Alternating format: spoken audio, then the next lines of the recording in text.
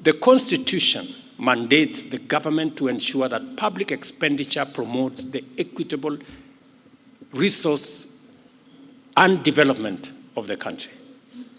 The Salaries and Remunerations Commission is mandated to continuously monitor the fiscal sustainability of public compensation bill, the ability of the public sector to attract and retain best available skills, recognize productivity and performance, as well as transparently and fairly adjudicate on matters which bill.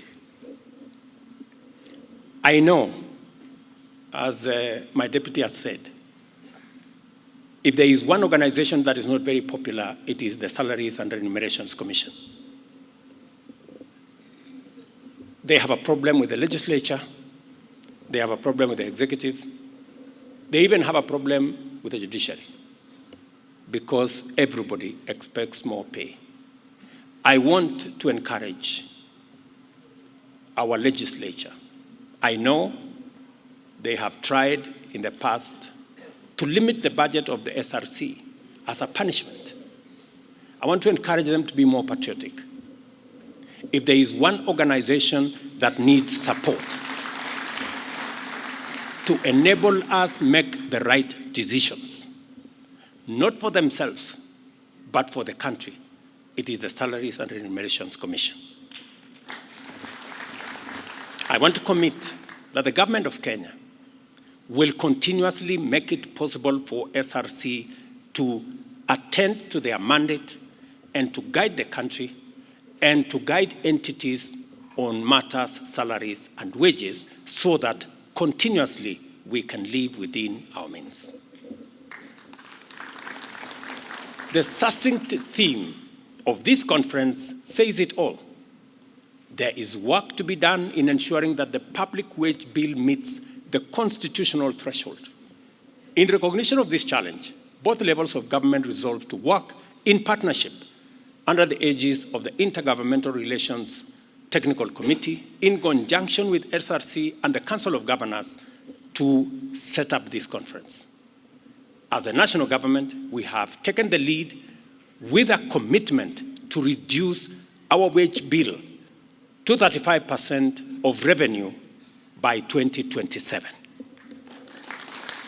That the purpose of government is to attend to the interest and well-being of all citizens by providing essential services and cultivating an environment that fosters economic transformation and inclusive growth. At the same time, we must always remember that economic governance and management are underpinned and necessitated by the inescapable condition that resources are always limited. Our development needs many, and our strategies robust and ambitious. Our commitments will always be defined by the direction of our resource expenditures. And the question always is, are we throwing public resources into a bottomless pit, or are we making sound investments that will anchor growth and create opportunities for many, if not all? This reality is the fundamental question which follows us whenever we concern ourselves with any aspects of public finance management, and which is always answered one way or another by our budgets, whether it is at the national or at the county level. The second reason why this event is important is that the bottom-up economic transformation agenda has invited Kenyans to bravely confront difficult questions, make hard and often painful decisions, and evaluate whether we are serious about rapid growth and inclusive prosperity. The bottom-up economic transformation agenda examined the levels of poverty in our country, the number of people without employment, persistent food and nutrition insecurity, as well as severe vulnerability to climate shifts. The agenda has also prescribed a radical program of ambitious investment in programs and projects with potential to rapidly and sustainably turn the situation around. These investments in the strategic sectors of agro-industrial growth and food security, the micro, small, and medium enterprise, universal health care, affordable housing, and the digital and creative economy require development financing to be available consistently and over a long period. In turn, this imperative has brought home the implications of a national fiscal culture where recurrent expenditure has grown excessively, devouring development expenditure and depriving the country of opportunities to achieve real growth. In fact, this culture reached the point of borrowing expensive debt to finance recurrent expenditure and consumption subsidies. The cost of this trend is very high debt with increasingly risk of distress, low development, unsustainable recurrent budgets, runaway unemployment, poverty, and of course, inequality. Ministries, departments, agencies have to be much more serious about compliance with fundamental integrity, efficiency, and productivity standards. The level of non-compliance with vital constitutional mandates uncovered by the Auditor General and the Public Service Commission in their annual audits is unacceptable and amounts to impunity that can no longer be part of our public service. Just imagine, only 24% of our organizations received an unqualified audit, and the level of compliance with the PCS's audit of compliance with national values is far from pleasing. And nobody is bothered. We're continuing as if it is business as usual. I mean, leaders, heads of ministries, departments, agencies that have qualified accounts, one way or another, don't even bother to ask themselves, what are we doing about it? We cannot deliver for Kenyans when we are burdened with impunity,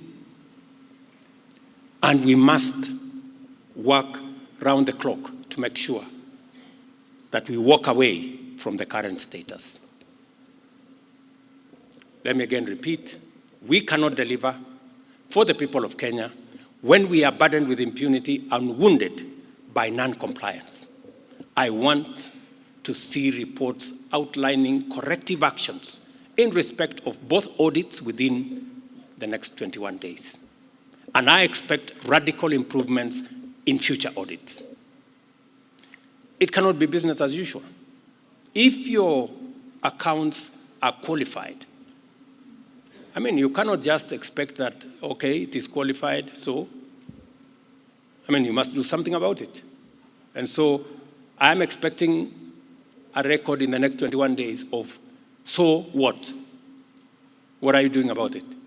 It is true that as a public sector, we have an obligation to secure the best skills in the market to serve its citizens. To do this, the terms of service must be attractive and reasonable enough if they cannot outcompete the private sector. As a matter of fact, this very conference was a product of these discussions because we recognize the urgent need for a platform where stakeholders engage on strategies and action plans aimed at achieving this 35% target. Although there is no doubt that government will need to increase employment in critical sectors to enhance service delivery, whether it is in security or in health or in education. The key implications of our deliberation is the need for actions to eliminate duplication of functions and overlaps in roles among ministries, departments, agencies, the national or the county government, and even commissions and independent offices. Even though our public sector wage bill is unsustainable, as it stands at 1.1 trillion, it represents only 62% of authorized establishment in the national government, and 100% recruitment would drive the wage bill to 1.8 trillion. The composition of the establishment itself is problematic in that it is seriously skewed towards hiring support staff at the expense of technical and other core function staff. Clearly, 83% of state departments have violated the recommended ratio of technical staff to support services. We must change course radically. Therefore, we shall review authorized establishments to design fit-for-purpose organizational structures for ministries, departments, agencies with optimal staffing levels and achieve fiscal sustainability at the same time.